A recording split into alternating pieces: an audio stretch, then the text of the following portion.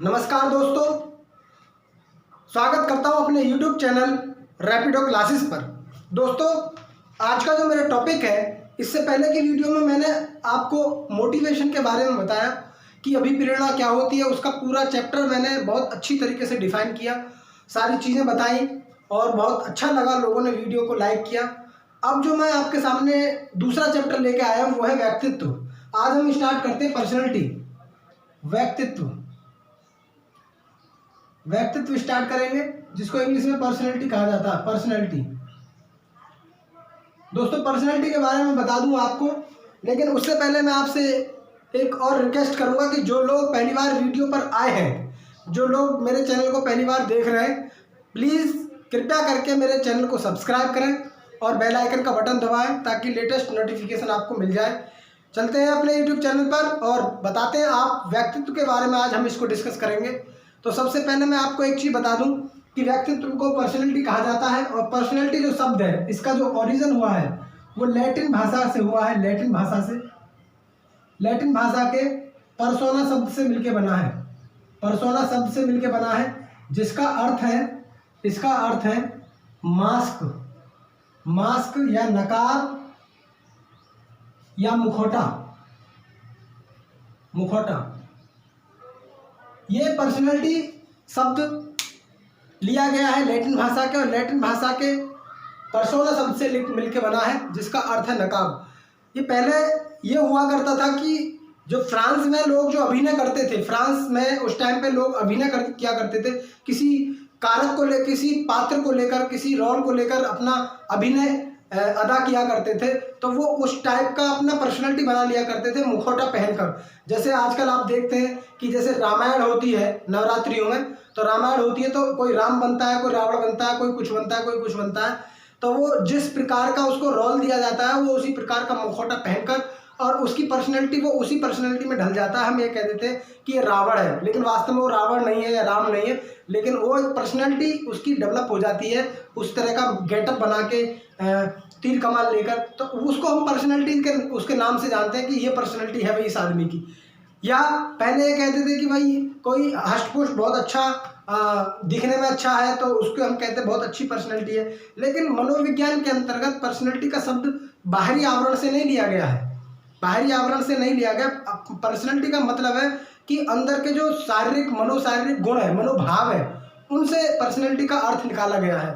तो पहले क्या था कि पहले जो इसका बाहरी आवरण जो होता था, बाहरी आवरण का मतलब है कि आप ये देख के बता सकते हैं कि स्टार्टिंग में कि सामने वाले का फेस कैसा है या उसकी बॉडी का बाहरी आवरण कैसा है, उसको देखकर हम बता सकते हैं कि इसकी पर्सनैलिटी ऐसी होगी। लेकिन मनोविज्ञान के क्षेत्र के क्षेत्र में व्यक्तित्व का अर्थ उसके मनोभावों से लिया गया है। मनोभावों से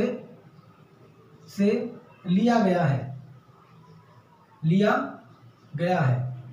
मनोभावों का मतलब है कि उसके जो मन के भाव हैं वो किस प्रकार के हैं, यानी कि उसके अंदर उत्पन्न होने वाले विचार किस प्रकार के हैं, इससे लिया गया है। लेकिन आपको मैं बता दूं कि वास्तव में इसको परिभाषित करने का काम जो किया सबसे पहले वारेन ने इसको परिभाषित किया है व्यक्तित्व को। वारेन ने अपनी प्रसिद्ध पुस्तक, अपनी पुस्तक कौन सी पुस्तक थी? द एलिमेंट ऑफ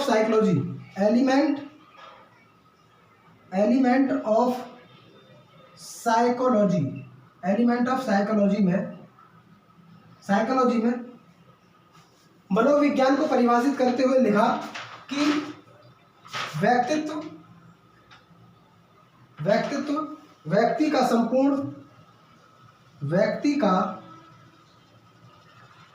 संपूर्ण मानसिक संगठन है। व्यक्तित्व व्यक्ति का वह संपूर्ण मानसिक संगठन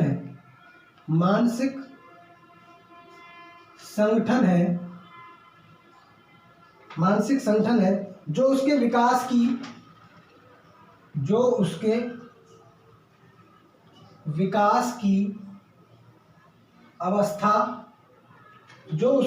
की अवस्था में होती है।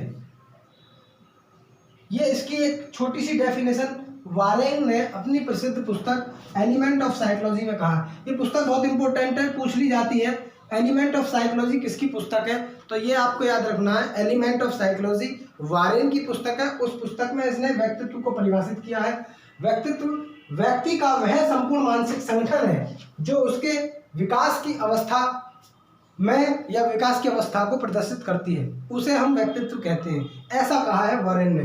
लेकिन इसके बाद जो परिभाषित किया है, इसको मैं मिटा देता हूँ, इसको मिटा देता हूँ मैं। इसके बाद पर्सनैलिटी को परिभाषित किया है ऑलपोर्ट ने। ऑलपोर्ट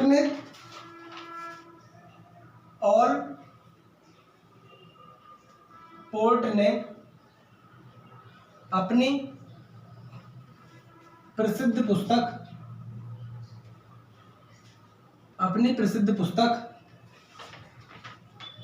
पर्सनैलिटी ए साइकोलॉजिकल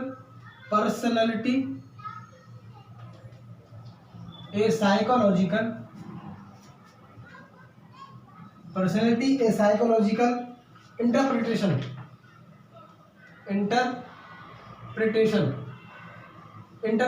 इस बुक में ऑलपोर्ट ने, ये पुस्तक आती है, कई बार पूछी गई है। ऑलपोर्ट की प्रसिद्ध पुस्तक यानी कि पर्सनैलिटी ए साइकोलॉजिकल इंटरप्रिटेशन किसकी पुस्तक है, ये ऑलपोर्ट की है।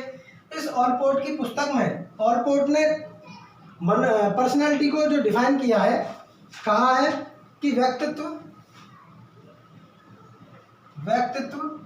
व्यक्ति के उन समस्त मनोशारीरिक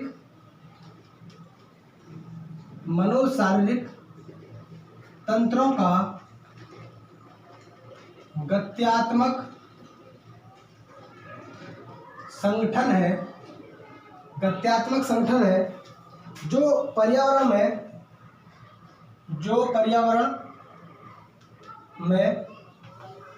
अपूर्व समायोजन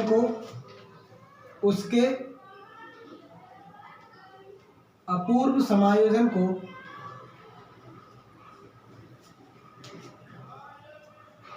निर्धारित करता है।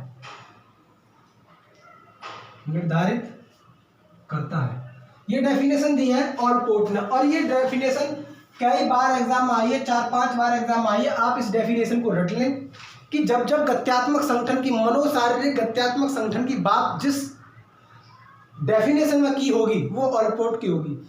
व्यक्तित्व व्यक्ति के उन समस्त मनोशारीरिक तंत्रों का एक गत्यात्मक संगठन है जो पर्यावरण में उसके अपूर्व समायोजन को निर्धारित करता है। ये डेफिनेशन दी है ऑलपोर्ट ने। ऑलपोर्ट की ये डेफिनेशन बहुत इंपॉर्टेंट है, कई बार एग्जाम में आई है, इसलिए मैं इसको बता रहा हूँ कि इस डेफिनेशन को आप अच्छे से रट लें, याद कर लें, समझ लें। नेक्स्ट डेफिनेशन जो दी है वो गिलफर्ड ने दी है। गिलफर्ड ने क्या कहा है, गिलफर्ड के अनुसार क्या हुआ, गिलफर्ड ने क्या कहा है कि व्यक्तित्व व्यक्ति के गुणों का समन्वित रूप है। व्यक्तित्व व्यक्ति के गुणों का समन्वित रूप है, ये कहा है गिलफर्ड ने। यानी कि हम ये कह सकते हैं कि व्यक्ति के जो समस्त गुण हैं, उन गुणों को प्रदर्शित करने की जो गुण है, उसको हम बोलेंगे पर्सनैलिटी। तो ये व्यक्ति के समस्त गुणों का समन्वित रूप पर्सनैलिटी कहा है गिलफर्ड ने। नेक्स्ट डेफिनेशन दी है वुडवर्थ ने क्या कहा है पर्सनैलिटी के बारे में, ये भी लिख लीजिए। व्यक्तित्व के व्यवहार व्यक्ति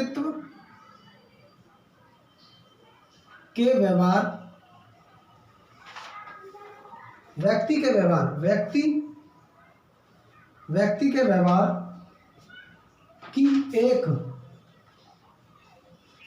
समग्र विशेषता ही व्यक्तित्व है। ये डेफिनेशन दी है वुडवर्थ ने। कहा है कि व्यक्ति के व्यवहार जो है, व्यक्ति का जो समग्र व्यवहार है, वही एक रूप से, एक तरीके का पर्सनैलिटी है वही उस व्यक्ति की पर्सनैलिटी को निर्धारित करता है। जैसा उसका व्यवहार होगा वैसी उसकी पर्सनैलिटी होगी, ये कहा है वुडवर्थ ने। नेक्स्ट है मन के अनुसार। मन ने क्या कहा है पर्सनैलिटी के बारे में? मन ने कहा है व्यक्तित्व को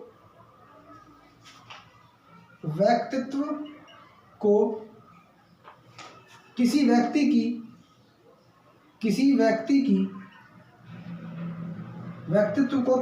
की संरचना, व्यवहार का ढंग, रुचि,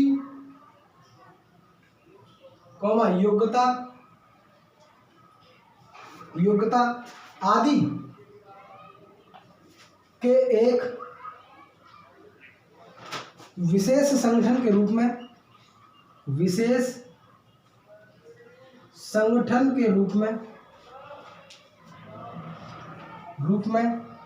परिभाषित किया जा सकता है।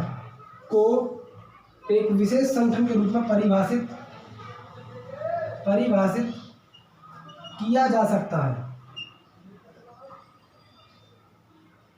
ये डेफिनेशन है आपकी मन ने दी है। व्यक्तित्व को किसी व्यक्ति की संरचना यानी कि उसकी जो आवरण है बाहरी, उसका व्यवहार का ढंग, व्यवहार करने का तरीका, रुचि, इंटरेस्ट और योग्यता, एबिलिटी आदि को एक विशेष संगठन के रूप में, इन सब का जो समन्वित रूप है उसको पर्सनैलिटी कहा है मन ने। नेक्स्ट डेफिनेशन दी है आपकी मार्टिन ने। मार्टिन ने क्या डेफिनेशन दी है? मार्टिन ने डेफिनेशन दी है कि व्यक्तित्व व्यक्ति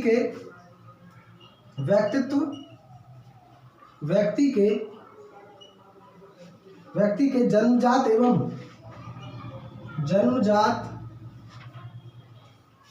एवं अर्जित कारकों का एक समुदाय है।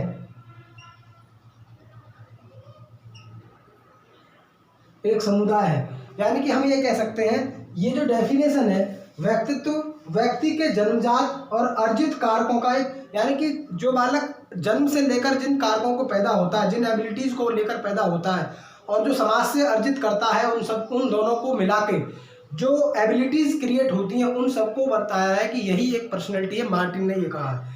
इसके बारे में मार्टिन ने ये डेफिनेशन दी है। नेक्स्ट डेफिनेशन की बात करें तो इसकी विशेषताओं की बात करेंगे। अब हम पर्सनैलिटी की कौन कौन सी विशेषताएं होती हैं इसको मैं रफ कर देता हूं, आप इनको नोट करते चलें। आप इसको नोट कर लेंगे तो आपको भविष्य में काम आएंगे, क्योंकि आपको एग्जाम देने के लिए सीटेट, यूपीटेट या सुपर टेट में ये बहुत महत्वपूर्ण पॉइंट्स हैं पर्सनैलिटी के।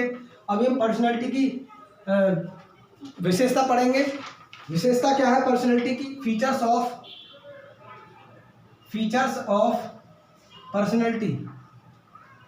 ऑफ पर्सनैलिटी ये क्या हो जाएगी? तो अभी बताया आपने कि यह एक गत्यात्मक संगठन है।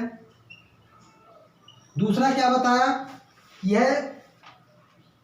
यह शारीरिक संरचना को महत्व देता है। जैसी शारीरिक संरचना होगी उसी प्रकार का व्यवहार होगा। यह आत्म चेतना का स्वरूप है। आत्म चेतना का स्वरूप है। नेक्स्ट है यह व्यक्ति के मनोशारीरिक तंत्रों का एक संगठन है।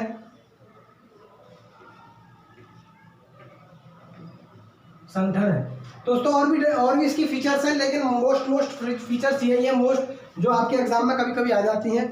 तो ये आपके फीचर्स को मैं एक बार डिफाइन कर दूं कि यह गत्यात्मक संगठन है। गत्यात्मक संगठन इसलिए क्योंकि मैंने अभी डेफिनेशन में बताया कि मनोशारीरिक जो तंत्र है वो बदलते रहते हैं। गत्यात्मक डायनेमिक है। कभी पर्सनैलिटी कभी कैसी होती है क्योंकि पर्सनैलिटी कभी व्यक्ति की एक नहीं रहती, हमेशा वो बदलती रहती है। ये गत्यात्मक संगठन है। यह शारीरिक संरचना को महत्व देता है। अभी बताया कि पहले क्या होता था, पहले जैसा बाहरी आवरण हुआ करता था जैसी बाहरी संरचना हुआ करती थी उसी को हम पर्सनैलिटी के हिसाब से उसको तुलना करते थे कि ये पर्सनैलिटी इस व्यक्ति की ऐसी है।